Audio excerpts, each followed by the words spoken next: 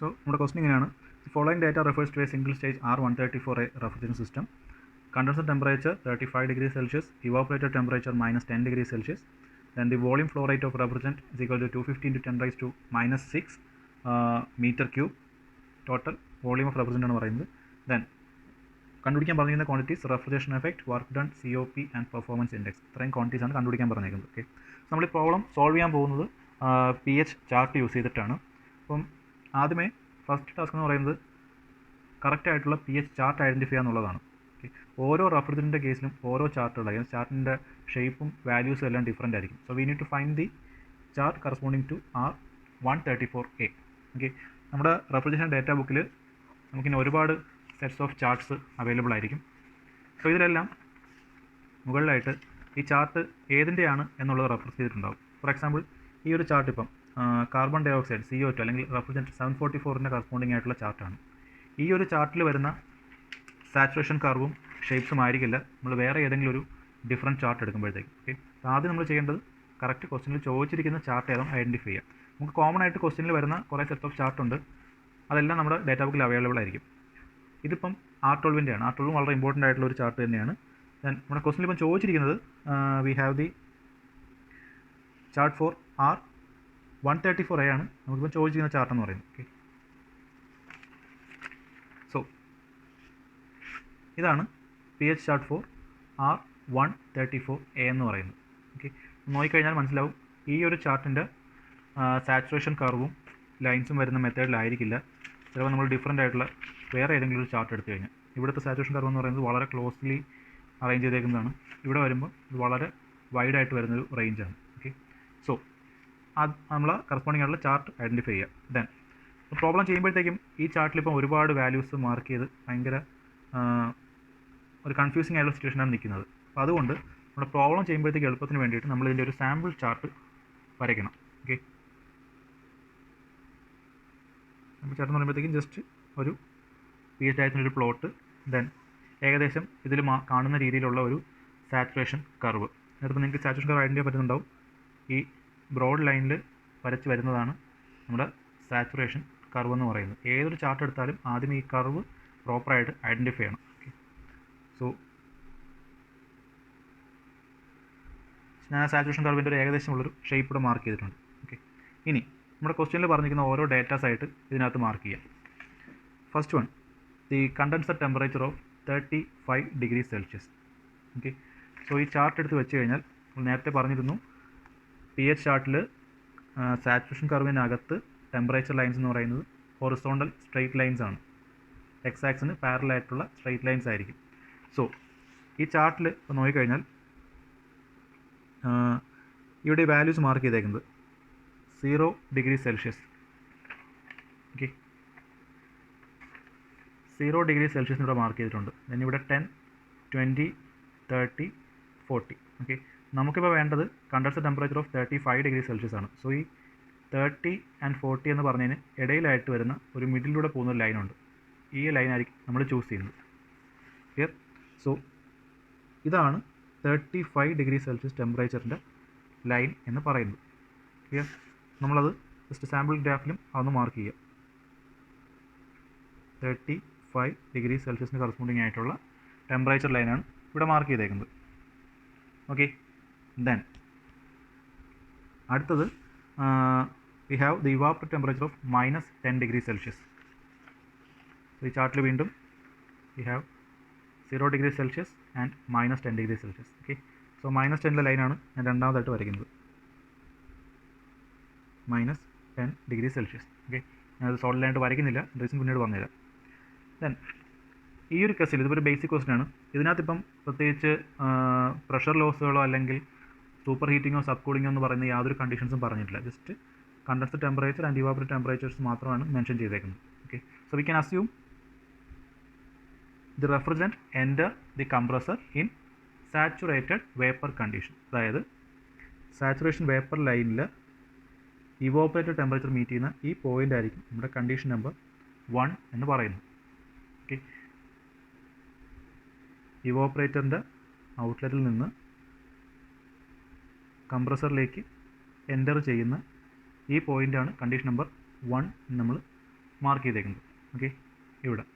Then ideal കേസിൽ നമുക്കറിയാം compression എന്ന് പറയുന്ന പ്രോസസ്സ് ഐസെൻട്രോപ്പിക് ആണ് അല്ലേ. കംപ്രസർ ടെമ്പറേച്ചർ തൊട്ട് ഇവാപ്പറേറ്റർ ടെമ്പറേച്ചർ തൊട്ട് കണ്ടൻസർ ടെമ്പറേച്ചർ വരെ, അല്ലെങ്കിൽ ഇവാപ്പറേറ്റർ പ്രഷർ മുതൽ കണ്ടൻസർ പ്രഷർ വരെയുള്ള ആ ഒരു പ്രോസസ്സ് എന്ന് പറയുന്നത് ഐസെൻട്രോപ്പിക് ആണ്. സോ അടുത്തതെന്ന് വെച്ചാൽ 1 എന്ന് പറയുന്ന പോയിന്റിൽ നിന്ന് സ്റ്റാർട്ട് ചെയ്യുന്ന ഐസെൻട്രോപ്പിക് ലൈനിലായിരിക്കും 2 എന്ന് പറയുന്ന കംപ്രസറിൻ്റെ ഔട്ട്ലെറ്റ് പോയിന്റ് വന്ന് വീഴാനുള്ളത്. ഓക്കെ, സോ നമുക്ക് ക്വസ്റ്റ്യനിൽ condenser temperature and evaporator temperatures ആണ് തന്നിരിക്കുന്നത്. അതനുസരിച്ച് നമ്മൾ ആ ഒരു 2 ലൈൻസ് മാർക്ക് ചെയ്തിട്ടുണ്ട്. ഇതിന് കറസ്പോണ്ടിങ് ആയിട്ടുള്ള പ്രഷർ വാല്യൂസ് കൂടെ കണ്ടുപിടിക്കണം. ഓക്കെ, സോ അതിനുവേണ്ടി നമ്മുടെ പി എച്ച് ചാർട്ട് എടുക്കുക. പി എച്ച് ചാർട്ടിൽ നേരത്തെ പറഞ്ഞിരുന്നു സാച്ചുറേഷൻ കർവിനകത്ത് കോൺസ്റ്റൻറ്റ് ടെമ്പറേച്ചർ ലൈൻസും കോൺസ്റ്റൻറ്റ് പ്രഷർ ലൈൻസും രണ്ടും സെയിം ലൈൻസ് ആയിട്ടാണ് വരുന്നത്. സാച്ചുറേഷൻ കർവിന് അകത്ത്, പുറത്ത് വരുമ്പോഴത്തേക്കും ചേഞ്ച് ഉണ്ട്. സോ നമ്മുടെ ക്വസ്റ്റ്യനിൽ പറഞ്ഞിരിക്കുന്ന ആദ്യം ഇവാപ്പറേറ്റർ ടെമ്പറേച്ചർ കണ്ടുപിടിക്കാം. ഇവാപ്പറേറ്റർ ടെമ്പറേച്ചർ ഓഫ് -10°C എന്നാണ് പറഞ്ഞിരിക്കുന്നത്. ഓക്കെ, സോ നമ്മുടെ പി എച്ച് ചാർട്ടിൽ -10°C കറസ്പോണ്ടിങ് ആയിട്ടുള്ള evaporator pressure value, -10°C corresponding ആയിട്ടുള്ള ഇവാപ്പറേറ്റർ പ്രഷർ വാല്യൂ എന്ന് പറയുന്നത് ഞാൻ y ആക്സിലോട് പ്ലോട്ട് ചെയ്താൽ ഇവിടെ കിട്ടും. സേ ഇറ്റ്സ് 2 ബാർ എന്ന് പറയുന്നതാണ് അവിടുത്തെ pressure value. Okay, so evaporator temperature -10°C and evaporator pressure എന്ന് പറയുന്നത് 2 ബാർ. ഇതേപോലെ കണ്ടൻസറിലേയും കണ്ടുപിടിക്കാം. കണ്ടൻസറിൽ നമ്മൾ ടെമ്പറേച്ചർ പറഞ്ഞത് 35°C ആണ്. ഓക്കെ, സോ എക്സാക്ട്ലി 35 ഇല്ലാത്തതുകൊണ്ട് നമുക്ക് 30ക്കും 40ക്കും ഇടയിൽ വരുന്ന ലൈനാണ് നമ്മൾ 35 ആയിട്ട് ചൂസ് ചെയ്യുന്നത്. ഹിയർ 30 ആൻഡ് 40 ഇതിനിടയിൽ വരുന്ന ഈ ഒരു സ്ട്രൈറ്റ് ലൈനാണ് നമ്മുടെ 35ൻ്റെ ടെമ്പറേച്ചർ ലൈൻ റെപ്രസെൻറ്റ് ചെയ്യുന്നത്. നമ്മൾ ഓർത്ത് വയ്ക്കുക, സാച്ചുറേഷൻ കർവിന് അകത്തോട്ട് മാത്രമേ നമ്മൾ ടെമ്പറേച്ചർ ലൈൻസ് സ്ട്രൈറ്റ് ലൈൻസ് ആയിട്ട് കൺസിഡർ ചെയ്യുകയുള്ളൂ. സോ 35°C എന്ന് പറഞ്ഞ ടെമ്പറേച്ചർ ലൈന് കറസ്പോണ്ടിങ് ആയിട്ട് വരുന്ന പ്രഷർ വാല്യൂ എത്രയാണ്?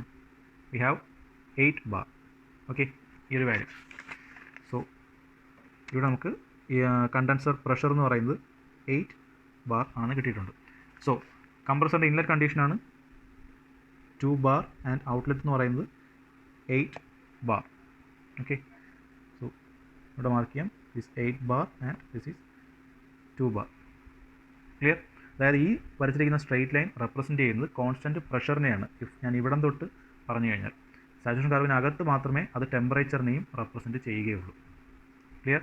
ഇനി നമുക്കറിയാം കംപ്രഷൻ എന്ന് പറയുന്ന പ്രോസസ്സ് നമ്മൾ കൺസിഡർ ചെയ്യുന്ന ഐഡിയൽ വേപ്പർ കംപ്രഷൻ സിസ്റ്റത്തിൽ ഐസെൻട്രോപ്പിക് പ്രോസസ്സാണ്. സോ 1 എന്ന പോയിന്റിൽ നിന്ന് സ്റ്റാർട്ട് ചെയ്യുന്ന ഒരു ഐസെൻട്രോപ്പിക് ലൈനിൽ മാത്രമാണ് സെക്കൻഡ് പ്രഷർ വരുന്നത്, അതായത് കംപ്രസറിൻ്റെ ഔട്ട്ലെറ്റ് പ്രഷർ വരുന്നത്. സോ ഞാനിപ്പം കണ്ടൻസറിലെ പ്രഷർ ഞാൻ ഒന്നും കൂടെ എക്സ്റ്റെൻഡ് ചെയ്ത് വരയ്ക്കുവാണെങ്കിൽ ഇൽ ബി ലൈക്ക് ദിസ്. ഫുള്ളായിട്ട് റെപ്രസെൻറ്റ് ചെയ്യുന്നത് 8 ബാർ എന്ന് പറയുന്ന പ്രഷർ ലൈനിനെ തന്നെയാണ്. സോ 1 എന്ന് പറയുന്ന പോയിന്റിൽ നിന്ന് സ്റ്റാർട്ട് ചെയ്യുന്ന ഐസെൻട്രോപ്പിക് ലൈൻ 8 ബാർ എന്ന് പറയുന്ന കണ്ടൻസർ പ്രഷറിനെ മീറ്റ് ചെയ്യുന്ന പോയിൻ്റ് ആയിരിക്കും നമ്മുടെ 2 എന്ന പോയിൻ്റ്. ക്ലിയർ? 1 to 2 ആണ് നമ്മുടെ കംപ്രഷൻ പ്രോസസ്സ്. ഇനി ഇത് നമ്മുടെ പി എച്ച് ചാർട്ടിൽ നമുക്കൊന്ന് മാർക്ക് ചെയ്ത് നോക്കാം. സോ -10°C കറസ്പോണ്ടിങ് ആയിട്ട് വരുന്നത് ആണ് നമ്മുടെ 1 എന്ന കണ്ടീഷൻ. ഓക്കെ, ഇപ്പോൾ ചാർട്ടിനകത്ത് ഞാൻ മാർക്ക് ചെയ്യുന്നത് ക്ലിയർ ആയിട്ട് കാണില്ല. -10°C എന്ന് പറഞ്ഞ ഇവോപ്പറേറ്റർ ടെമ്പറേച്ചർ, അല്ലെങ്കിൽ ഇവിടെ 2 ബാർ എന്ന് കൺസിഡർ ചെയ്ത ഇവോപ്പറേറ്റർ പ്രഷർ, ആ ഒരു സ്ട്രെയിറ്റ് ലൈനിൽ സാച്ചുറേഷൻ കർവിൽ മീറ്റ് ചെയ്യുന്ന പോയിൻ്റ് ആയിരിക്കും നമ്മുടെ കണ്ടീഷൻ 1 എന്ന് പറയുന്ന കണ്ടീഷനിൽ നിന്ന് സ്റ്റാർട്ട് ചെയ്യുന്ന ഐസെൻട്രോപ്പിക് ലൈൻസ്. ഇവിടെ ചാർട്ടിൽ നോക്കിയാൽ ഐസെൻട്രോപ്പിക് ലൈൻസ് എന്ന് പറയുന്നത് റെഡ് ലൈൻസ് ആണ്, കോൺസ്റ്റന്റ് എൻട്രോപ്പി ലൈൻസ് മാർക്ക് ചെയ്തേക്കുന്നത്. സോ 1 എന്ന് പറയുന്ന പോയിന്റിൽ നിന്ന് സ്റ്റാർട്ട് ചെയ്യുന്ന ഒരു കോൺസ്റ്റന്റ് എൻട്രോപ്പി ലൈൻ ഉണ്ടോ എന്ന് നോക്കാം. ഓക്കെ, തൽക്കാലം ഈ ചാർട്ടിൽ എക്സാക്ട്ലി 1 എന്ന പോയിന്റിൽ നിന്ന് സ്റ്റാർട്ട് ചെയ്യുന്ന കോൺസ്റ്റന്റ് എൻട്രോപ്പി ലൈൻസ് ഒന്നുമില്ല, അവിടെ നിന്ന് ഡീവേറ്റ് ചെയ്ത് ഒരു സെക്കൻഡ് പോയിൻ്റാണ് നമുക്കുള്ളത്. അപ്പോൾ നമ്മൾ എന്താ ചെയ്യേണ്ടത്? ഈ ലൈൻസിന് പാരലായിട്ട് വരുന്ന ഒരു ലൈൻ ഫ്രം 1 വരയ്ക്കുക. ഓക്കെ, സോ 1 എന്ന് പറയുന്ന പോയിന്റിൽ നിന്നും ഗ്രാഫിൽ അവൈലബിൾ ആയിട്ടുള്ള ഐസെൻട്രോപ്പിക് ലൈൻസിന് പാരലായിട്ട് ഒരു ലൈൻ നമ്മൾ ക്രിയേറ്റ് ചെയ്യുക. ഞാൻ ഈ വരച്ചിട്ടിരിക്കുന്നതാണ് isentropic line corresponding to point 1. Okay, ഇനി ഞാൻ ഈ പറഞ്ഞ വണ്ണിൻ്റെ വണ്ണിൽ നിന്ന് സ്റ്റാർട്ട് ചെയ്യുന്ന ഐസെൻട്രോപിക് ലൈനിൽ ഏത് പോയിന്റ് വേണമെങ്കിലും 2 എന്ന് പറയുന്ന കണ്ടീഷൻ ആവാം. That depends on the condenser pressure അല്ലെങ്കിൽ കംപ്രസറിൻ്റെ ഔട്ട്ലെറ്റ് പ്രഷറിനെ ഡിപ്പെൻഡ് ചെയ്താണ് ഇരിക്കുന്നത്. നമുക്കറിയാം നമ്മുടെ ഈ ഒരു ക്വസ്റ്റ്യനിൽ പ്രഷർ ഡ്രോപ്സ് ഒന്നും പറയാത്തതുകൊണ്ട് തന്നെ കംപ്രസറിൻ്റെ ഔട്ട്ലെറ്റ് പ്രഷർ എന്ന് പറഞ്ഞാൽ കണ്ടൻസറിൻ്റെ പ്രഷർ തന്നെയാണ്. ഓക്കെ, അതായത് 35 ഡിഗ്രി സെൽഷ്യസ് എന്ന് പറഞ്ഞ കണ്ടൻസർ ടെമ്പറേച്ചറിന് കറസ്പോണ്ടിങ് ആയിട്ടുള്ള pressure. Or in other terms നമ്മളിവിടെ കണ്ടുപിടിച്ച 8 ബാർ എന്ന് പറയുന്ന പ്രഷർ ലൈൻ. ഓക്കെ, സോ 8 ബാറിൻ്റെ പ്രഷർ ലൈൻ എക്സ്റ്റെൻഡ് ചെയ്ത് വരച്ചു കഴിഞ്ഞാൽ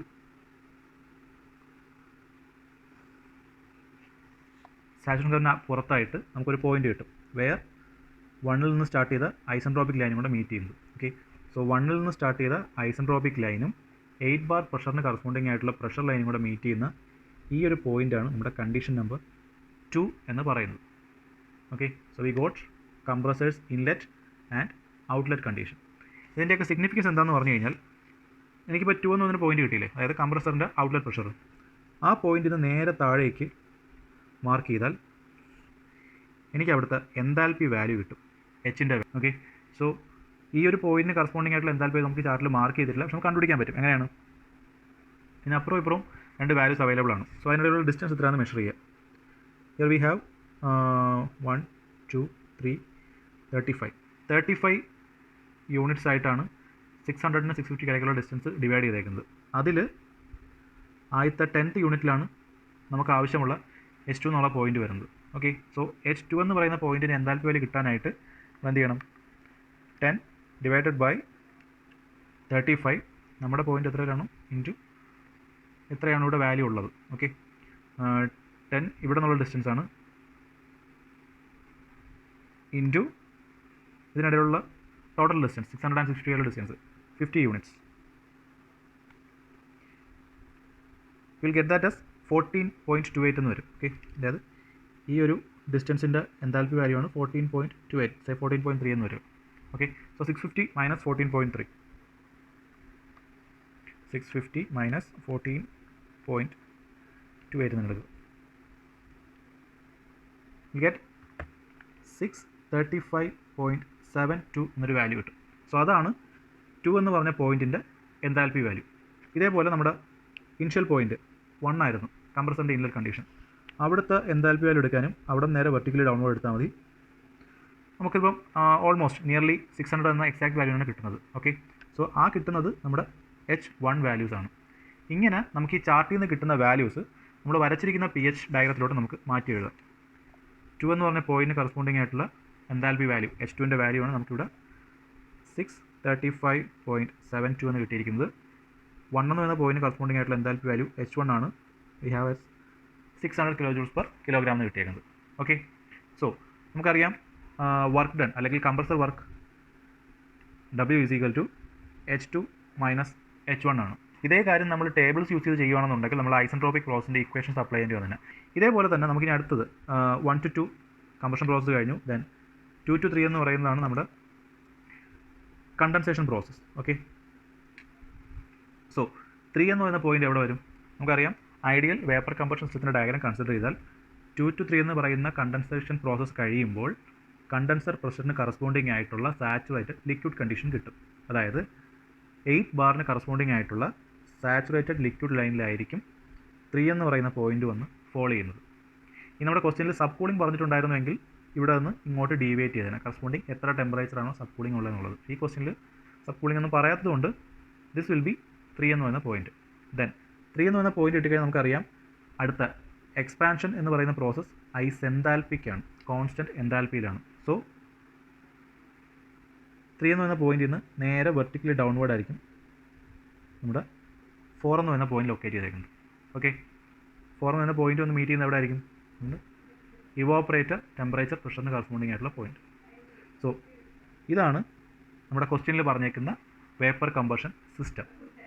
1 to 2 is the combustion process, 2 to 3 condensation, 3 to 4 expansion and 4 to 1 evaporation. Okay, ഇതേ കാര്യം നമുക്ക് ചാർട്ടിലും കൂടെ നമുക്ക് നോക്കാം. സോ 3 എന്ന് പറയുന്ന പോയിന്റ് വരാനുള്ളത് 8 ബാർ പ്രഷറിന് കറസ്പോണ്ടിങ് ആയിട്ടുള്ള സാച്ചുറേറ്റഡ് ലിക്വിഡ് ലൈനാണ്. സോ 2 എന്ന് പറയുന്ന പോയിന്റിൽ നിന്ന് സ്റ്റാർട്ട് ചെയ്യുന്ന പ്രഷർ ലൈൻ അല്ലെങ്കിൽ 8 ബാറിന് കറസ്പോണ്ടിങ് ആയിട്ടുള്ള പ്രഷർ ലൈൻ സാച്ചുറേഷൻ കർവിൽ ലിക്വിഡ് ലൈനിൽ മീറ്റ് ചെയ്ത ഈ പോയിൻ്റ് ആയിരിക്കും നമ്മുടെ കണ്ടൻസറിൻ്റെ ഔട്ട്ലെറ്റ് കണ്ടീഷൻ 3 എന്ന് പറയുന്നത്. ഇവിടെ നിന്ന് നേരെ വെർട്ടിക്കലി ഡൗൺവേർഡ് ആൻഡ് നമ്മുടെ ഇവോപ്പറേറ്റഡ് ടെമ്പറേച്ചറായ -10 ഡിഗ്രി സെൽഷ്യസിൻ്റെ ലൈനിന് മീറ്റ് ചെയ്യുന്ന ഈ പോയിൻ്റ് ആയിരിക്കും കണ്ടീഷൻ നമ്പർ 4 എന്ന് പറയുന്നത്. Okay, so 4, 1, 2 compressor and 3 back, ഇത്രയായിരിക്കും നമ്മുടെ പ്രോസസ്സ് എന്ന് പറയുന്നത്. 4ന് കറസ്പോണ്ടിങ് ആയിട്ടുള്ള എൻതാൽപ്പി വാല്യൂ കിട്ടാനായിട്ട് നേരെ വീണ്ടും വെർട്ടിക്കലി ഡൗൺവേർഡ് റീഡ് ചെയ്താൽ we have that value of H = 450 എന്ന് ഉണ്ട്. ഓക്കെ, സോ അതും കൂടെ നമ്മുടെ ഡയഗ്രത്തിലൂടെ മാർക്ക് ചെയ്യാം. H3 = H4 = 450. ഓക്കെ, സോ എല്ലാ പോയിൻറ്റ്സിനും കറസ്പോണ്ടിങ് ആയിട്ടുള്ള എൻതാൽപ്പി വാല്യൂസ് കിട്ടിയിട്ടുണ്ട്. ഇനി ഞാൻ നേരത്തെ പറഞ്ഞു work done equation H2 - H1 ആണെന്ന് പറഞ്ഞു. ആക്ച്വൽ കറക്റ്റ് എക്സാക്ട് വാല്യൂ കിട്ടണമെന്നുണ്ടെങ്കിൽ ഇൻറ്റു മാസ് ഫ്ലോ റേറ്റ് കൊണ്ട് മൾട്ടിപ്ലൈ ചെയ്യണം. കാരണം നമ്മുടെ enthalpy values X axis mark ചെയ്തിരിക്കുന്ന എല്ലാം പെർ കിലോഗ്രാമിനുള്ളതാണ്. So we need to find the mass flow rate. Okay, mass flow rate കണ്ടുപിടിക്കാൻ നമുക്ക് ക്വസ്റ്റ്യനിൽ പറഞ്ഞിട്ടുണ്ട് ടോട്ടൽ വോളിയം ഫ്ലോ റേറ്റ് എത്രയാണെന്നുള്ളത്. Volume flow rate of 250 × 10⁻⁶ metre ക്യൂബാണ് വോളിയം ഫ്ലോ റേറ്റ് തന്നിട്ടുണ്ട്. നമുക്കറിയാം specific volume small letter v = volume divided by mass ആണെന്നുള്ളത്. Okay, total volume divide by mass ആണ് നമ്മൾ സ്പെസിഫിക് വോളിയം എന്ന് പറഞ്ഞേക്കുന്നത്. ഇതിൽ വോളിയം വാല്യൂ ആണ് തന്നേക്കുന്നത് 250 × 10⁻⁶ metre cube. Okay, so if you can find the value of specific volume നമുക്ക് മാസിൻ്റെ വാല്യൂ കണ്ടുപിടിക്കാൻ പറ്റും അല്ലേ. സ്പെസിഫിക് വോളിയം അറിയാമെന്നുണ്ടെങ്കിൽ വോളിയം അറിയാം, സോ മാസ് വാല്യൂ കണ്ടുപിടിക്കാൻ പറ്റും. So mass m = v divided by v.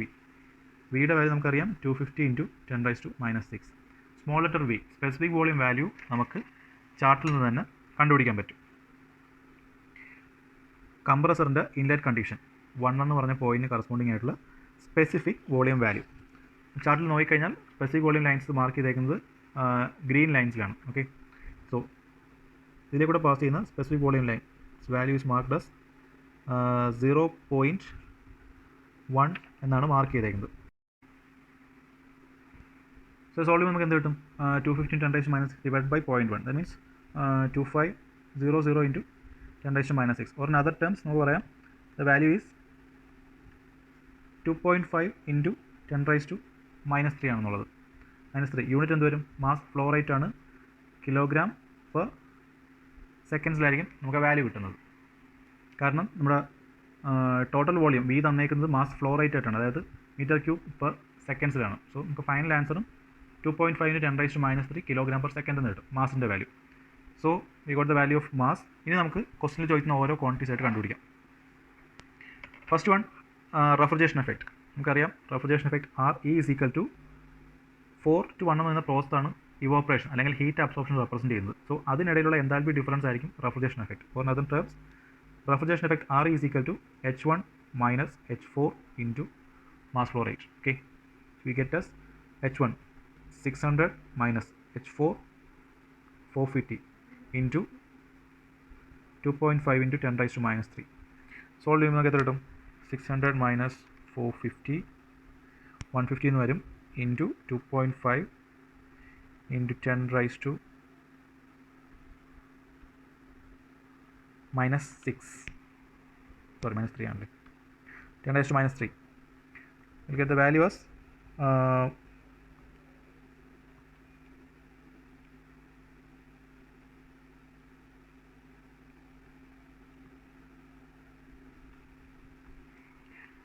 0.375 kilojoules per second എന്ന് കിട്ടും. ഓക്കെ, ഇത്രയാണ് റെഫ്രിജറേഷൻ എഫക്റ്റ് പ്രൊഡ്യൂസ്ഡ്. അതിനുവേണ്ടി എക്സ്പെൻഡ് ചെയ്യുന്ന വർക്ക് ഡൺ = വർക്ക് ഡൺ എത്രയാണ്? H2 - H1 ആണ്. H2 - H1 into mass flow rate 2.5 × 10⁻⁻3. H2 value we have 635.72, H1 value 600. So solve ചെയ്യുമ്പോൾ നമുക്ക് 635.72 minus 600 into 2.5 into 10⁻⁻3.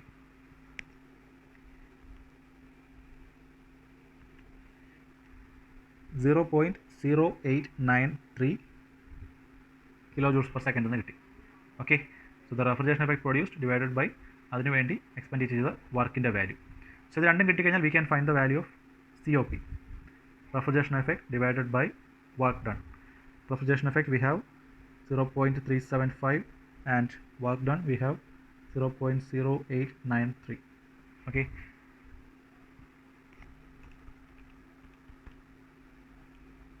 Solve ചെയ്യുമ്പോൾ നമുക്ക് COP value will get that as 4.19 or 4.2 എന്ന് കിട്ടും COPയുടെ value.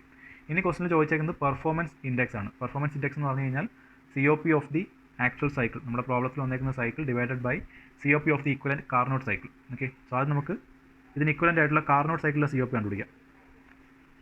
COP of the equivalent Carnot cycle equation എന്താണ്? Carnot സൈക്കിളിലെ കേസിൽ നമുക്കറിയാം ഇക്വേഷൻ എന്ന് പറയുന്നത് depends only on the initial and final temperatures എന്ന രീതിയിലാണ്. So T evaporator divided by temperature condenser minus temperature evaporator.